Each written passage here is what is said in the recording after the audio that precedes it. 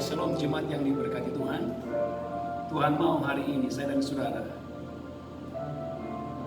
kita hidup dalam kebenaran, kita hidup dalam kesucian karena itu Tuhan mau. Mari angkat tangan saudara di hadapan Tuhan. Haleluya.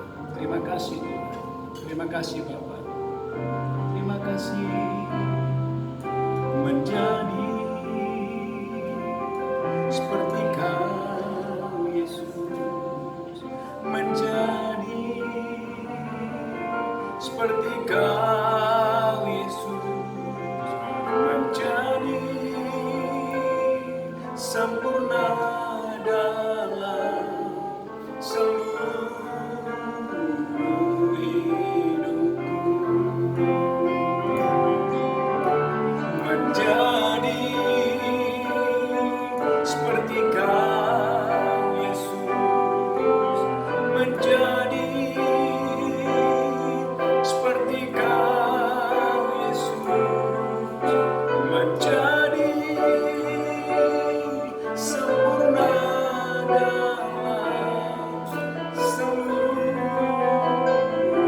hidupku, dalam seluruh hidupku, dalam seluruh hidupku. Mari angkat kedua tangan kita di hadapan Tuhan. Tuhan, kami mau Engkau membentuk hidup kami, Engkau membentuk hati kami, agar hidup kami tidak bercela, agar hidup kami tidak bercacat, untuk menyambut kedatangan-Mu Yesus bagi setiap kami. Tuhan, kami butuh firman Tuhan hari ini. Sembuhkan yang sakit, lepaskan yang terikat, ampuni yang berdosa, kuatkan dan hiburkan yang berduka. Di dalam nama Yesus kami berdoa dan mengucap syukur. Sama-sama kita berkata, amin, amin, amin, haleluya. Shalom Bapak Ibu jemaat yang diberkati Tuhan. Saudara, judul khotbah hari ini adalah pentingnya mempertahankan hidup yang saleh. Sekali lagi, pentingnya mempertahankan hidup yang saleh. Haleluya. Mari lihat Alkitab saudara dalam 2 Timotius pasal yang ketiga dengan judul keadaan manusia pada akhir zaman. Ayat yang pertama, ketahuilah bahwa pada hari-hari terakhir akan datang masa yang sukar. Manusia akan mencintai dirinya sendiri dan menjadi hamba uang. Mereka akan membual dan menyombongkan diri. Mereka akan menjadi pemfitnah. Mereka akan berontak terhadap orang tua dan tidak tahu berterima kasih. Ayat yang ketiga, tidak tahu mengasihi, tidak mau berdamai, suka menjelekkan orang, tidak dapat mengekang diri, garang, tidak suka yang baik. Ayat yang keempat, suka mengkhianat, tidak berpikir panjang, berlagak tahu, lebih menuruti hawa nafsu daripada menuruti Allah. Ayat yang kelima, lihat Alkitab saudara, secara lahiriah mereka menjalankan ibadah mereka, tetapi pada hakikatnya mereka memungkiri kekuatannya. Jauhilah mereka itu. Bapak Ibu Saudara yang diberkati Tuhan, hari-hari ini kita gereja Tuhan sedang berada pada ujung akhir zaman. Alkitab berkata bahwa pada hari-hari terakhir, keadaan manusia pada akhir zaman, bahwa manusia akan mencintai dirinya sendiri dan mereka menjadi hamba uang. Mereka akan membual dan menyombongkan diri. Mereka akan menjadi pemfitnah, berontak terhadap orang tua, tidak tahu berterima kasih, dan tidak mempedulikan agama. Ayat yang kelima, secara lahiriah mereka menjalankan ibadah mereka, tetapi pada hakikatnya mereka memungkiri kekuatannya. Jauhilah mereka itu. Bapak Ibu Saudara yang diberkati Tuhan, sesuai dengan judul khotbah hari ini, pentingnya mempertahankan hidup yang saleh, pentingnya mempertahankan hidup yang benar, pentingnya saya dan saudara hari ini kita mempertahankan hidup yang tidak bercacat di hadapan Tuhan. Saudara, Bapak Ibu yang diberkati Tuhan, lihat Alkitab berkata dalam kitab Wahyu pasal 22 tentang keadaan manusia di akhir zaman. Wahyu pasal 22 ayat yang ke-11, Alkitab berkata, barang siapa yang berbuat jahat biarlah ia terus berbuat jahat.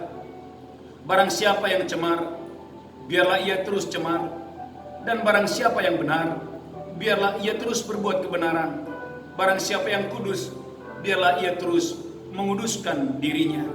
Ayat 12, sesungguhnya aku datang segera, dan aku akan membawa upahku untuk membalaskan kepada setiap orang menurut perbuatannya.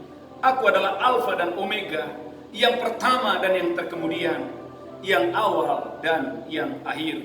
Alkitab berkata, berbahagialah mereka yang membasuh jubahnya, mereka akan memperoleh hak atas pohon-pohon kehidupan dan masuk melalui pintu-pintu gerbang ke dalam kota itu. Ayat 15, tetapi anjing-anjing dan tukang-tukang sihir, orang-orang sundal, orang-orang pembunuh, penyembah-penyembah berhala, dan setiap orang yang mencintai dusta dan yang melakukannya tinggal di luar. Bapak Ibu jemaat yang diberkati Tuhan, maka jangan heran, jangan kaget, sekalipun ada musibah, sekalipun ada bencana, sekalipun ada krisis, jangan kaget, jangan heran. Orang fasik akan terus bertambah fasik, orang najis akan terus bertambah najis, orang jahat akan terus bertambah jahat. Karena Alkitab berkata, barang siapa yang berbuat jahat, biarlah ia terus berbuat jahat. Barang siapa yang cemar, biarlah ia terus berbuat cemar. Dan barang siapa yang benar, biarlah ia terus berbuat kebenaran. Barang siapa yang kudus, biarlah ia terus menguduskan dirinya. Bapak Ibu yang sangat diberkati Tuhan, betapa pentingnya saya dan saudara hari-hari ini kita mempertahankan hidup yang saleh, hidup yang benar, hidup yang tidak bercela di hadapan Tuhan.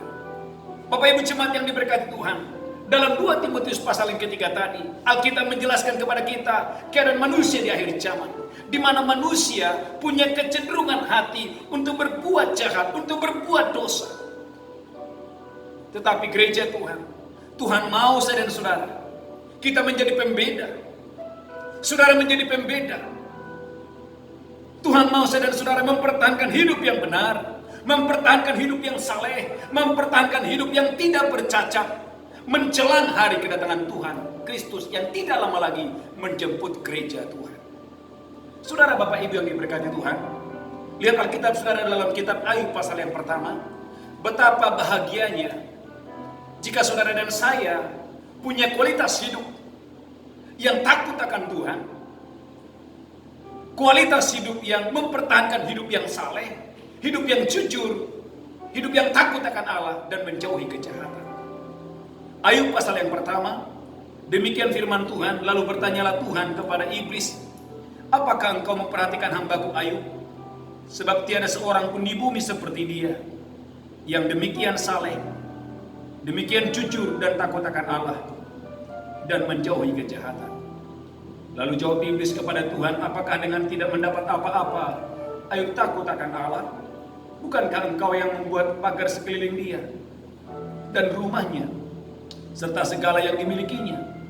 Apa yang dikerjakannya telah kau berkati, dan apa yang dimilikinya makin bertambah-tambah di negeri itu. Saudara Bapak Ibu yang sangat diberkati, dengan kata lain, Tuhan begitu bangga terhadap kehidupan Ayub. Itu sebabnya Tuhan berkata kepada iblis, kepada setan, apakah engkau memperhatikan hambaku Ayub?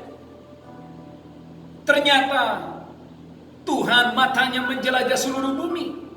Tuhan mengamat-amati dari satu keluarga kepada keluarga, dari satu pribadi kepada pribadi yang lain. Itu sebabnya Tuhan berkata, tidak ada seorang pun di bumi, tidak ada seorang pun di bumi yang seperti Ayub. Dia saleh, dia jujur, dia takut akan Allah, dan menjauhi kejahatan. Bapak Ibu yang sangat diberkati Tuhan, Tuhan berkata kepada iblis, iblis, apakah engkau melihat, apakah engkau memperhatikan hambaku Ayub?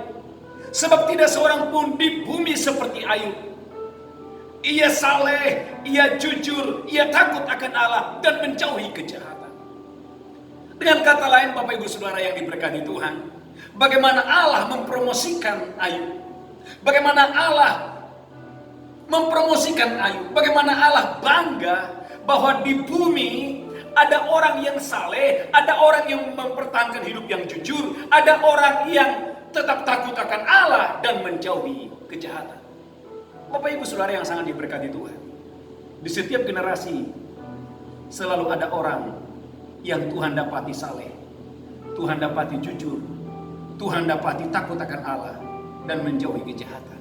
Saya ulangi sekali lagi, kalau saudara membaca Alkitab, di setiap generasi, di setiap angkatan, selalu ada orang yang Tuhan dapati hidupnya saleh, hidupnya jujur, hidupnya takut akan Tuhan dan menjauhi kejahatan.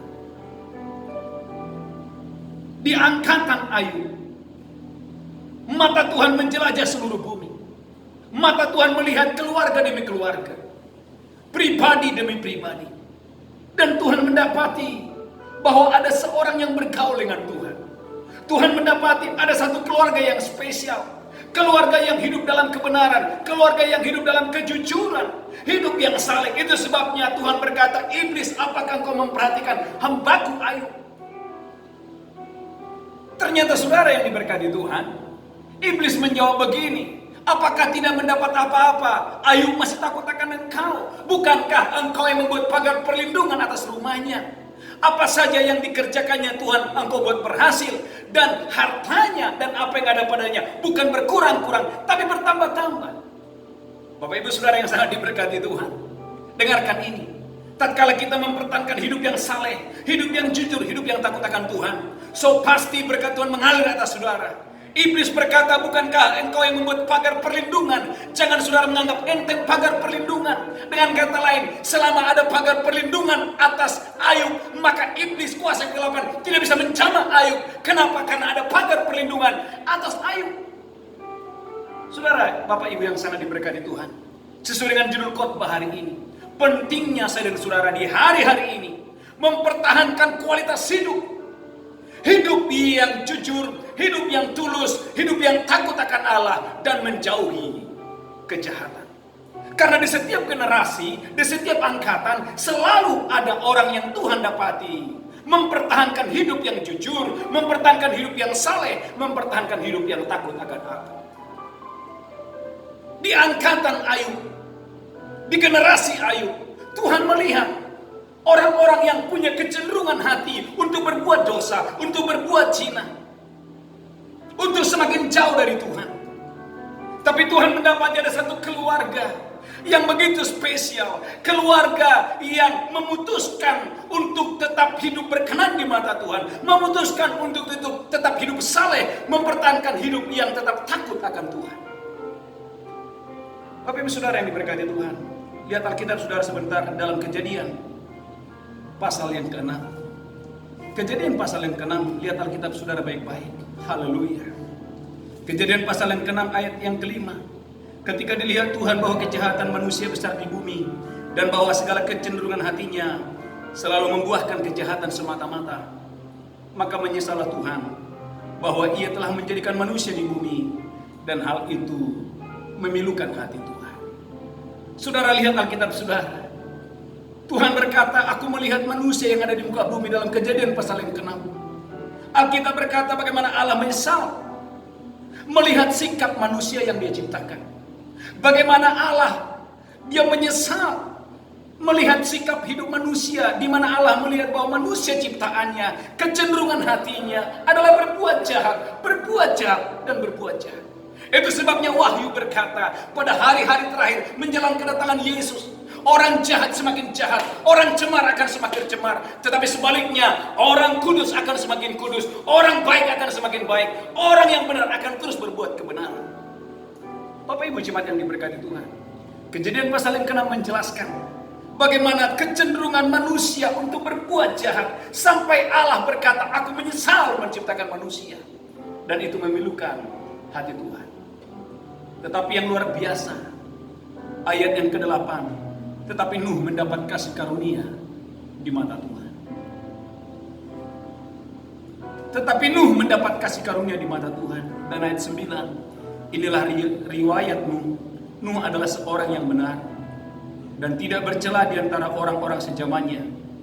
Dan Nuh hidup bergaul dengan Allah. Wow. Garis bawah Alkitab saudara. Inilah riwayat Nuh. Nuh adalah seorang yang benar tidak bercela di antara orang yang sejamannya. Kalau kita melihat bagaimana Allah mempromosikan Ayub, dan Allah berkata kepada setan, apakah engkau memperhatikan hambaku Ayub? Demikian saleh, demikian jujur, demikian takut akan Allah dan menjauhi kejahatan. Dan dalam Kejadian pasal yang ke-6, Alkitab juga mengatakan bagaimana Nuh, dia punya kualitas hidup yang tidak bercela. Alkitab katakan Nuh tidak bercela di antara orang-orang sejamannya. Garis bawahi, Nuh tidak bercela di antara orang-orang sejamannya. Tadi saya sampaikan Bapak Ibu Saudara, di setiap generasi, di setiap angkatan, selalu ada orang yang Tuhan dapati punya hidup yang saleh, punya hidup yang jujur, punya hidup yang takut akan Allah dan menjauhi kejahatan.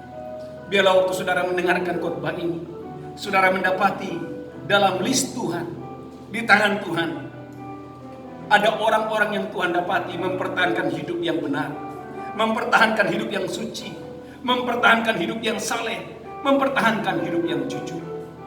Haleluya. Bapak Ibu Saudara yang sangat diberkati Tuhan, kita boleh melihat dalam Kejadian 39, Kejadian 39 ayat 7 sampai dengan ayat yang ke-10. Kita tidak boleh berkata, Pak, saya melakukannya Pak karena terpaksa Pak. Bapak Ibu Saudara yang sangat diberkati Tuhan, memang ada harga yang Anda harus bayar waktu Anda hidup dalam kebenaran. Ada harga yang saudara harus bayar waktu Anda memutuskan untuk hidup saleh, untuk memutuskan hidup jujur dan benar di mata Tuhan. Kejadian 39 ayat yang ke-7, selang beberapa waktu istri tuannya memandang Yusuf dengan birahi, lalu katanya, marilah tidur dengan aku. Tetapi Yusuf menolak dan berkata kepada istri tuannya itu, dengan bantuanku, tuanku itu tidak lagi mengatur apa yang ada di rumah ini, dan ia telah menyerahkan segala miliknya pada kekuasaanku. Bahkan di rumah ini tidak lebih besar kuasanya daripadaku, dan tidak ada yang tidak diserahkan kepadaku selain daripada engkau, sebab engkau istrinya. Bagaimanakah mungkin aku melakukan kejahatan yang besar ini dan berbuat dosa terhadap Allah? Ayat 10. Walaupun dari hari ke hari perempuan itu membujuk Yusuf, Yusuf tidak mendengarkan bujukan itu untuk tidur di sisinya dan bersetubuh dengan dia. Bapak Ibu Saudara yang sangat diberkati Tuhan, saat itu tidak ada yang tahu,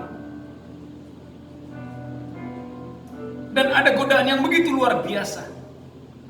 Tapi Alkitab berkata, walaupun dari hari ke hari perempuan itu membujuk Yusuf, tapi Yusuf, dia mempertahankan hidup yang suci, dia mempertahankan hidup yang saleh, dia mempertahankan hidup yang benar.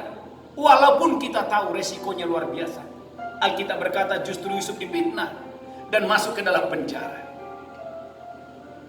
Saudara yang sangat diberkati Tuhan, kita berada pada situasi di mana kita melihat sering sekali saudara, waktu kita memutuskan untuk hidup dalam kebenaran, justru yang kita terima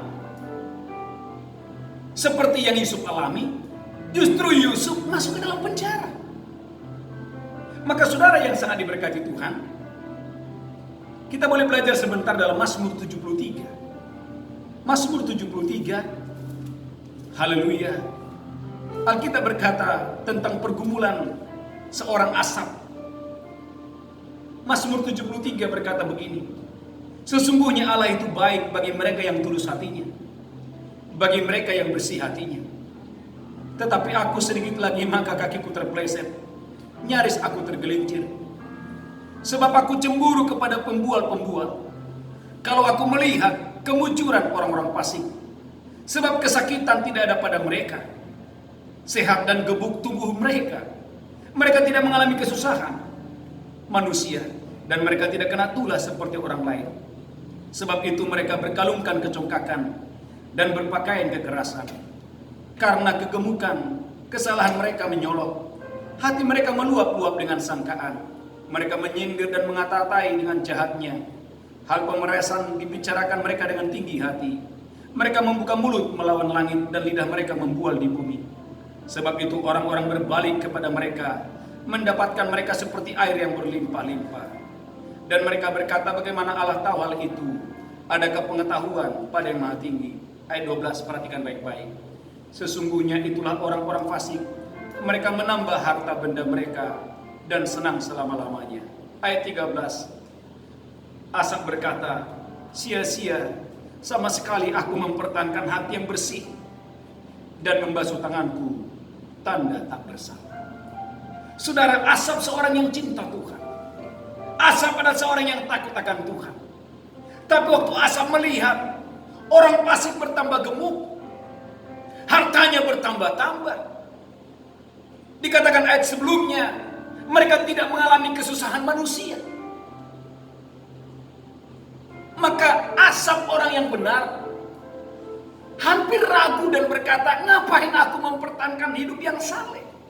Asap berkata, ngapain aku mempertahankan hidup yang benar? Karena Asap melihat, dia melihat orang fasik bertambah gemuk, orang fasik bertambah kaya, orang fasik rumahnya makin luar biasa, mobilnya bertambah banyak. Asap melihat orang fasik tidak mengalami penderitaan manusia. Itu sebabnya Asap berkata, untuk apa aku mempertahankan hidup yang saleh? Untuk apa aku mempertahankan hidup yang jujur? Untuk apa aku mempertahankan hidup yang benar? Haleluya. Ayat 14, namun sepanjang hari aku kena tulah dan kena hukum setiap pagi. Asap dia membandingkan dirinya dengan orang lain. Asap mempertahankan hidup yang benar, tapi Asap dia melihat, kok saya mengalami penderitaan secara tubuh.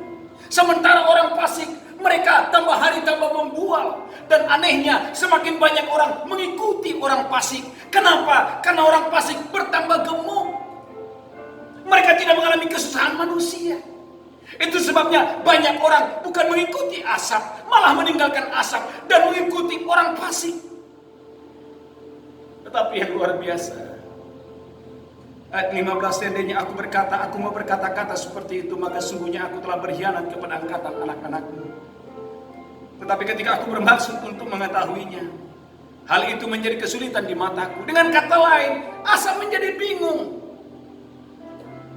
Asap mempertahankan hidup yang benar, hidup yang suci, hidup yang tidak bersalah. Tapi dia mengalami ada penderitaan-penderitaan manusia. Sementara Asap melihat orang fasik bertambah kaya, orang fasik bertambah makmur, tidak mengalami penderitaan manusia. Itu sebabnya Asap berkata, ngapain aku mempertahankan hidup yang saleh? Tetapi yang luar biasa, ayat 17. Di sini kunci pemulihan. Ayat 17, sampai aku masuk ke dalam tempat kudus dan memperhatikan kesudahan orang fasik. Saudara yang sangat diberkati Tuhan, saudara tidak akan pernah mengambil keputusan untuk menjadi hidup saleh, hidup benar, hidup yang tidak bercacat, sampai Anda masuk dalam hadirat Allah. Itu yang dialami oleh Asap waktu Asap masuk dalam hadirat Tuhan. Sampai aku masuk ke dalam tempat kudus Allah dan memperhatikan kesudahan mereka. Lalu Asap berkata, sesungguhnya di tempat-tempat licin kau taruh mereka, kau jatuhkan mereka sehingga hancur. Betapa binasa mereka dalam sekejap mata, lenyap habis oleh karena kedahsyatan. Bapak Ibu Saudara yang sangat diberkati Tuhan, Anda mengambil keputusan untuk hidup benar, untuk hidup takut akan Tuhan, tidak besok pagi Anda langsung panen. Yusuf mengambil keputusan untuk tidak berzina. Yang dialami adalah besoknya dia masuk ke dalam penjara. Tapi dengarkan ini, bukankah mata Allah mengamati setiap orang? Siapa yang menyangka Yusuf akhirnya menjadi orang nomor 2 di Mesir? Dengan kata lain, bahwa orang yang benar, bahwa orang yang mempertahankan hidup yang saleh, mempertahankan hidup yang suci, tidak akan mungkin sia-sia. Maka Alkitab berkata, jerih payahmu dalam Tuhan tidaklah sia-sia, kesungguhanmu dalam Tuhan tidaklah sia-sia, pengiringanmu kepada Yesus tidaklah mungkin sia-sia, taburanmu kepada Yesus tidaklah sia-sia. Mungkin manusia tidak melihat, ketika Anda berbuat baik, malah yang tidak baik yang Anda dapatkan. Waktu Anda melakukan yang terbaik, waktu Anda melakukan hal-hal yang luar biasa, justru Anda mendapatkan respon yang kurang baik, tidak menjadi masalah. Itu yang dialami oleh Paulus. Maka Paulus berkata dalam kitab Filipi, Paulus berkata, sebab Allah adalah saksiku, betapa dengan kasih Kristus aku merindukan kamu sekalian. Maka Paulus walaupun ada di dalam penjara, dia tetap bersuka cita. Penjara tidak bisa membunuh sukacitanya. Dia mengalami kelaparan, dia mengalami aniaya kelaparan tidak bisa membunuh sukacitanya. Karena Paulus menyadari ada satu mata yang mengamati dia. Dan Paulus berkata, sebab Allah adalah saksiku, betapa dengan kasih Kristus aku merindukan kamu sekalian. Jemaat yang diberkati Tuhan, berapa banyak saudara menyadari bahwa ada satu mata yang mengamati setiap kita. Tatkala Anda berdiri, tatkala Anda berjalan, tatkala Anda melangkah, tatkala Anda menolong orang lain. Maka Yesus berkata, tatkala engkau memperhatikan orang lemah, orang tidak mampu, orang miskin itu, engkau sedang memiutahi Tuhan. Dengan kata lain, orang miskin itu tidak bisa membalaskan pertolonganmu. Tapi ada satu mata yang akan menolong saudara. Ada satu tangan yang akan mengangkat hidup saudara.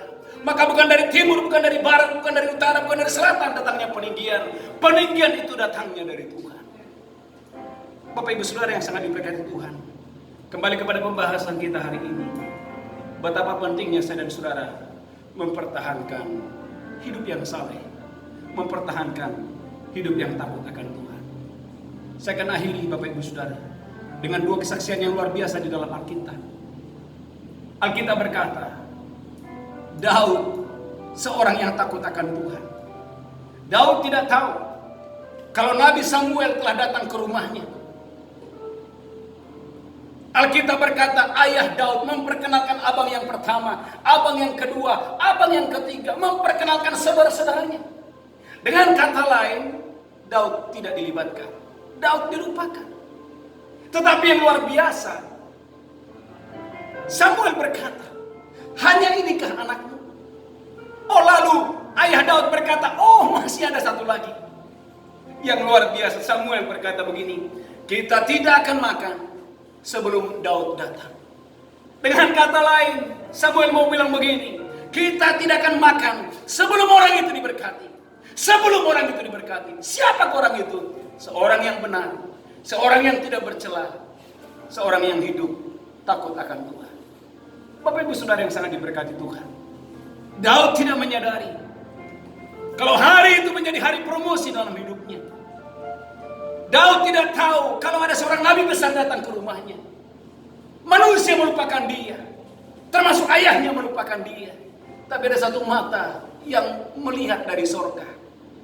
Dan mata itu, mata yang terus mengamat-amati.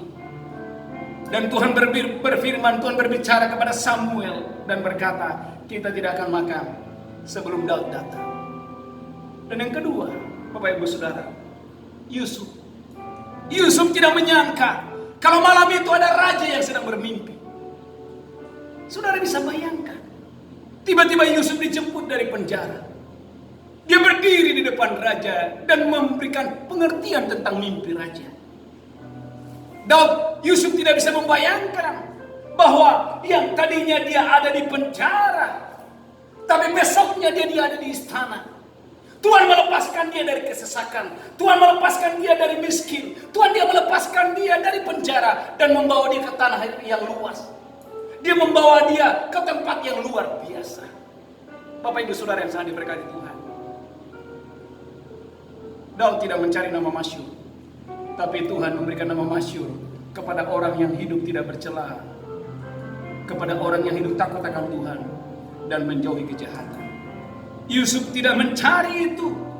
Yang dia tahu cuma satu, dia ingin bergaul dengan Tuhan. Yang dia tahu cuma satu, saya harus hidup benar sekalipun harus masuk penjara. Tapi saya akan tutup Bapak Ibu Saudara. Saudara boleh melihat Yusuf, dia mengalami happy ending. Walaupun awalnya dia masuk penjara, walaupun awalnya dia dijual, walaupun awalnya dia dimasukkan ke dalam sumur, tapi dia menjadi orang nomor 2 di Mesir.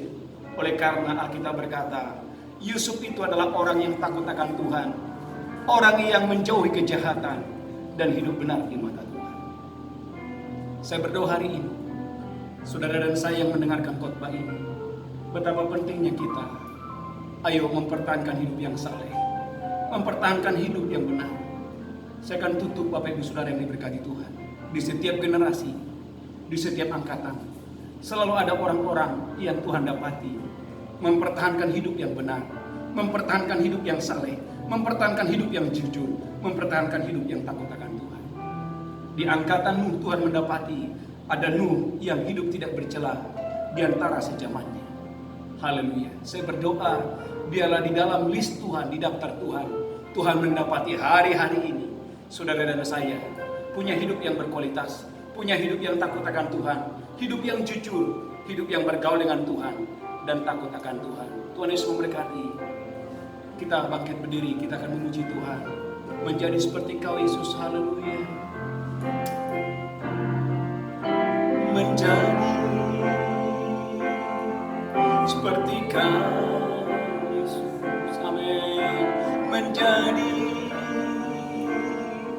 seperti Kau Yesus. Menjadi sempurna dalam seluruh. Angkat tangan saudara, katakan, oh menjadi. Angkat tangan saudara, seperti Kau. Oh menjadi seperti Kau. Amin. Menjadi sempurna dalam seluruh hidupku, dalam seluruh bersama-sama, dalam seluruh hidupku. Mari katakan saudara, Tuhan kami mau menjadi seperti Engkau, menjadi sempurna, roh jiwa tubuh kami terpelihara sempurna. Tuhan bentuk kami percaya Engkau adalah penjunan dan kami tanah liat. Mari bentuk hidup kami, bentuk hati kami, bentuk keluarga kami.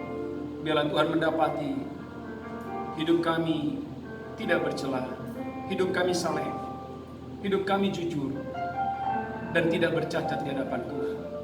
Berkati setiap umat yang mendengarkan khotbah ini. Tuhan berikan hati yang baru, berikan pikiran yang baru. Bagimu segala pujian, bagimu segala hormat dan kejayaan.